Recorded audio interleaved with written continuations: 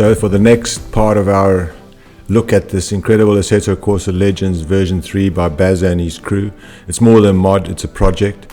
We did the Porsche at Silverstone earlier, now we're doing the 1974 Ford Capri RS3100. Have a couple of fictional skins, but I just wanted to drive the original one, which was driven by Jochen Mass and guys like that. An incredible car with an incredible history, and the release notes have a really charming way of showing you how important this car was in terms of for Ford, for tintop racing at the time. And so I tried to find a track where they would race. I found Monza, saw a race there which they held, and it was a 143 at the Assetto Corsa version of Monza.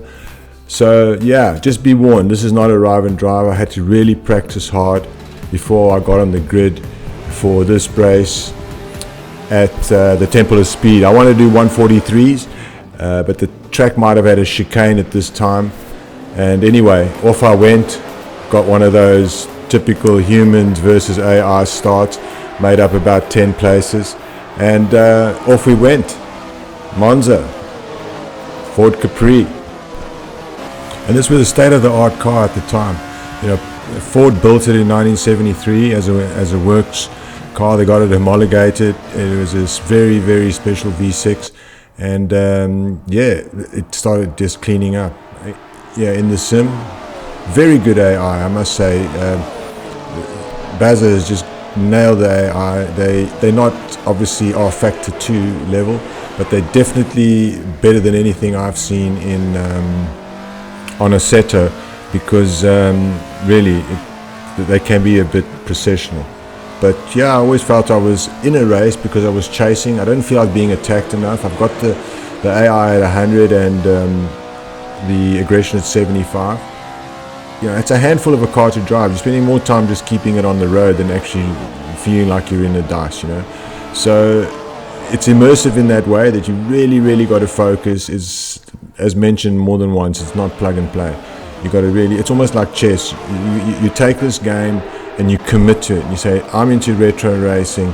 This is the benchmark. This is cutting edge.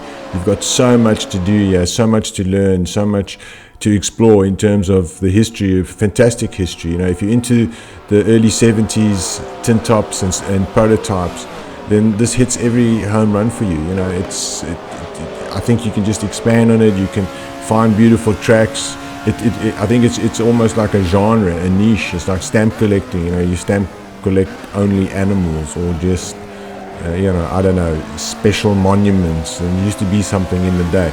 I think this is that kind of sim where it's you can just commit to it. And these guys spent 20 years developing it, so believe me, there is 20 years of simming in this sim. As you can see, close racing can rub the AI, which is also again not a Assetto Corsa thing.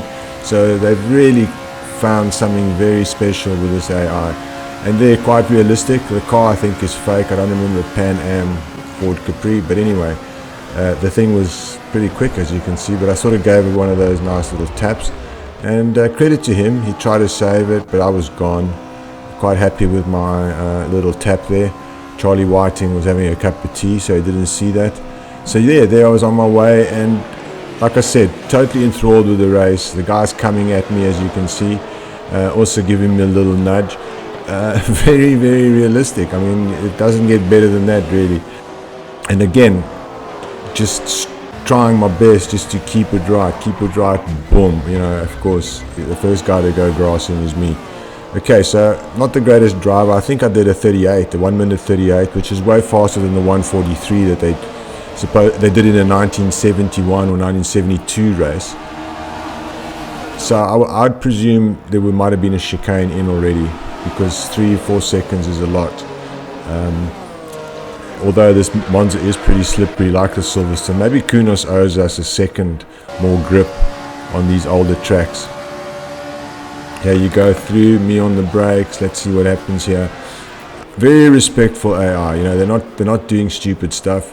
He clings to the outside, and you see behind also very civilized racing, almost human-like, I must say. So very impressive on that level.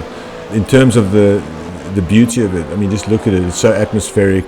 again, adding fully to the immersion, and these new patches and sole and all that. They've just taken Assetto Corsa onto a new level, allowing it to become, I think, the platform that modders want to work on, because R-Factor is so complicated. This is beautiful. I mean, this is drag and drop into a folder and you're driving, you know, in the most beautiful, beautiful scenics. And it's autumn, so Sol's giving me the right time. And I'm too busy looking at the birds and the bees and lost it there. Again, you know, you've got to really focus. You lose a bit of focus and you're gone, you know, it's done. So towards the end of the race, I dropped quite a lot of positions, but it got tasty. You know, there was 3 of us in a battle, and no quarter asked, no quarter given. I wasn't the fastest of the Capris, but again, the AI on 100, so obviously they're pretty fast. I think really fast guys can probably find an extra second or 2. And as I said, if you work at this sim and it becomes like a labor of love and almost like a chess career, let's say, or a stamp collecting hobby, this is that kind of thing. You just got to dedicate time. You maybe have to analyze which tracks are actually suitable for this car. I know there's some beautiful historic tracks. I'm not super convinced about the Kunos old tracks. Like I said, I think they're owing us a bit of grip.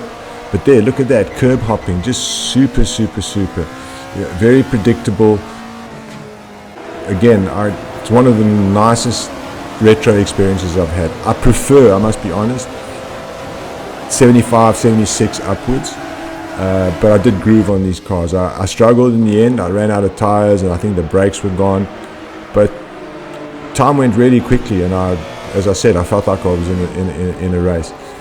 It's going to take a lot of time to really master this sim, and I really want to drive a lot more sims.